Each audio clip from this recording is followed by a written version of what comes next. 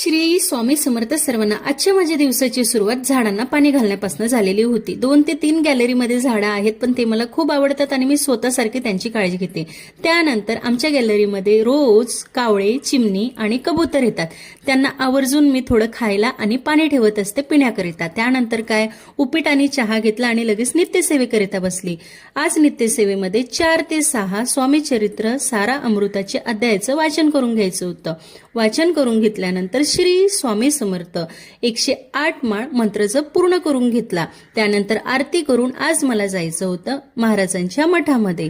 ड्युटीमुळे शक्यतो महाराजांचं दर्शन मला घ्यायला जमत नाही, पण जसा वेळ मिळेल तसं मी जात असते. मठामध्ये गेल्यानंतर सर्वात आधी पाय स्वच्छ करून घेतले, दत्त महाराजांचं दर्शन घेतलं आणि लगेच आरतीकरिता गेली. योगायोग छान जुळून आला की आज मला आरती मिळाली.